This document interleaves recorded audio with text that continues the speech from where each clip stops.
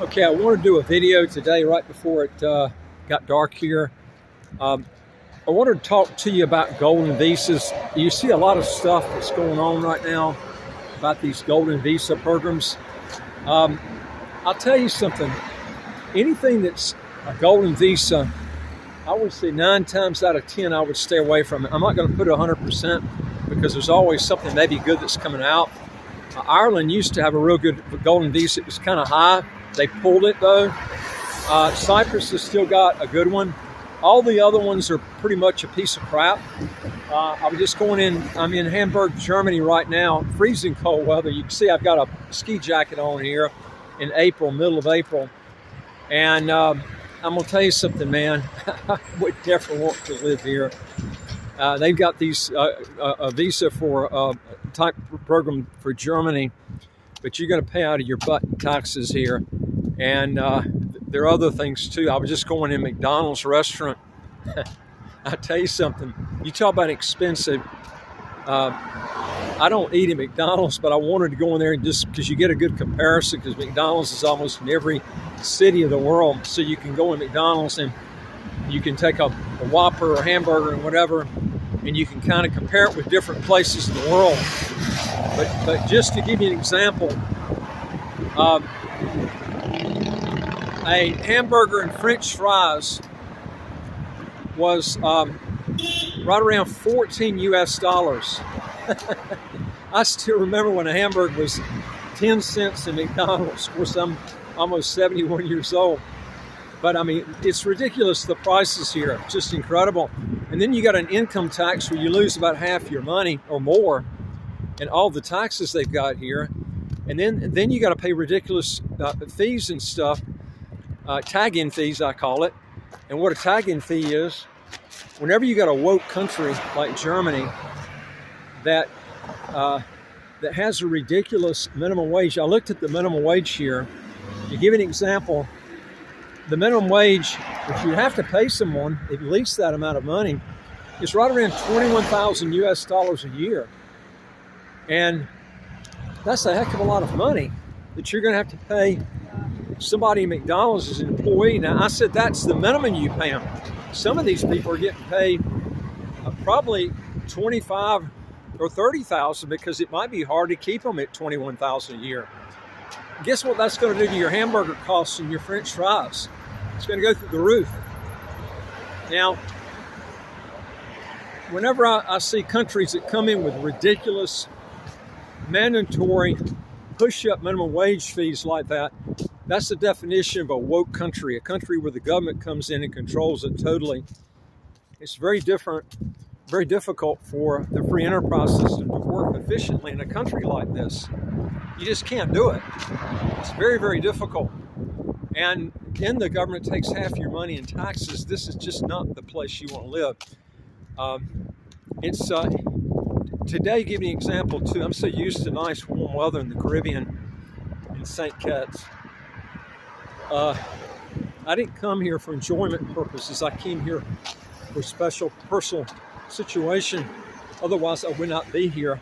But I figured it'd be a good chance to explain to people, because I do get a lot of people wanting to go and get golden visas in places in countries in Europe. And I'm thinking, dumb, stupid dumb. Most of those people are not wealthy people, though. They're usually from poor countries, and they just aren't educated on this.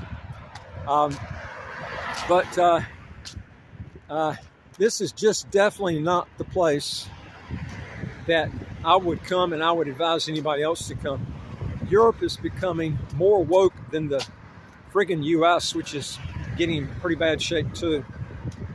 But I would tell you to avoid places like this. Again, today it was in the 50-something degrees.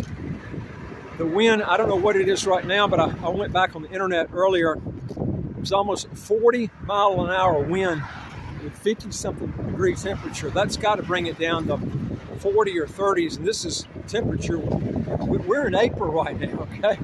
I grew up in North Carolina. When you get the second week of April,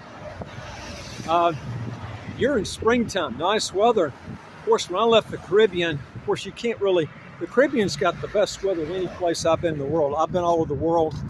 Not too hot, not too cold. You can swim 365 days a year. I mean, I guess I'm spoiled because every time I go back, the weather's so nice that you just can't find it any place in the world that's as nice as the Caribbean. Everything's not perfect in the Caribbean, but you know, it makes you appreciate life a lot better when you leave the Caribbean and you come to places like this. And I've heard people talk about expensive in the Caribbean. That's bullcrap, man. You compare it with here, it's no comparison. Only thing I found here that's pretty cheap is I like dark chocolate. That's my dessert. I don't eat a lot of sweet things. I try to avoid them. But I've got an addiction to dark chocolate. And dark chocolate is expensive in St. Kitts. Here, since it's right next to Switzerland, it is cheaper. It's about 40% less here, but everything else is higher. I can get fresh fruits and vegetables.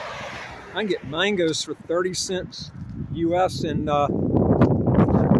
St. Kitts. There's no way you're gonna get that here. I mean, it's everything else is higher here. But the big thing is, it's not an English-speaking country. Most people here, as a whole that I've talked to, don't speak English. If they do, it's very little.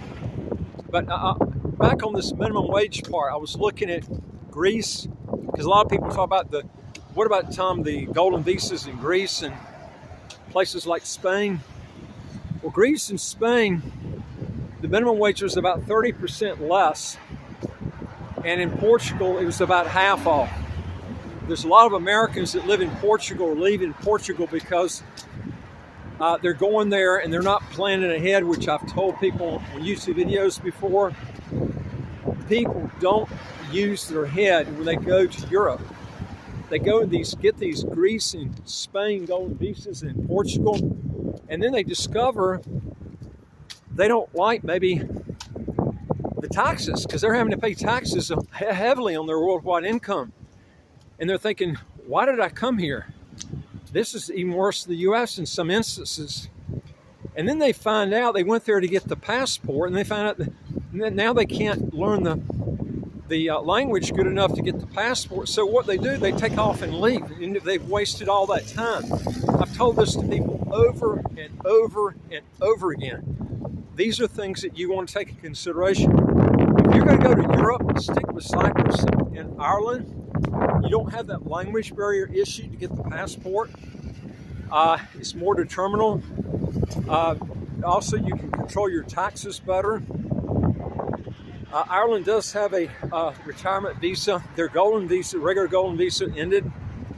Cyprus does still have their residency program, their citizenship program, fast track program was ended. They do have another fast track program that came out. It's a 3-year program, but you have to know Greece, the Greek language, to be able to take that one. If you don't want to have to learn that and be efficient with it, you can go there just knowing English, and you can get the passport in about 6 years. And that's another option you can go with. But most of these golden visas are a pile of crap, man. I would stay away from them. You're better off try to get a fast track program under your belt. If you're looking for a citizenship program, move to places. I'll give you better options. Ireland and Greece, if you're going to pick a place where you're going to have to learn a language, stick with El Salvador. It's the new, I would call it the new Singapore for Latin America. The only thing I don't like I said, you're going to have to learn that language to pass that, the Spanish language to get that test under your belt to get the passport and citizenship. But I would say if I had to go there and learn a language in Central America, I would stick with El Salvador, because the other ones, other than Belize will allow dual citizenship, so will El Salvador. Mexico does too, but stay away from Mexico because it taxes worldwide income if you live there to get the passport. You're going to have to live there long enough to get the passport. I would get away from any country that taxes your worldwide income for that time period you got to be there to get the passport.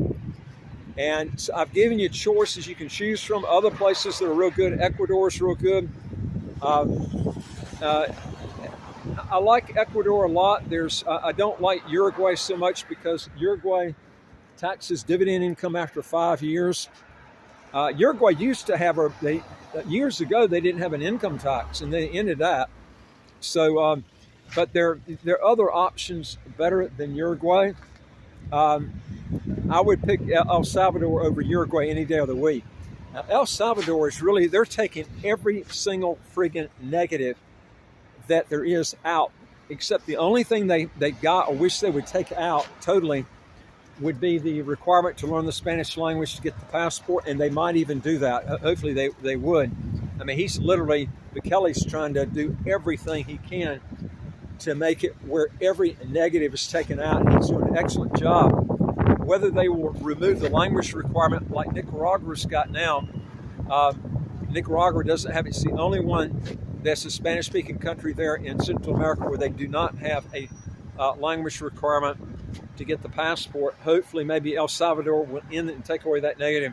But again, the golden visas, stay away from them. I'm telling you, most of them are a pile of crap. You're going to regret going with that option. Most of the people, like I said, that contact us, they're interested in golden visas. They're not wealthy people, and they're going to find out they're going to make a big mistake by going that route. Go to places that have good tax laws. You don't have to learn the language to get the passport. And I've given you options. Cyprus is one. Ireland is another one. If you want to go to El Salvador and you want to take the time to learn that language, that's another option.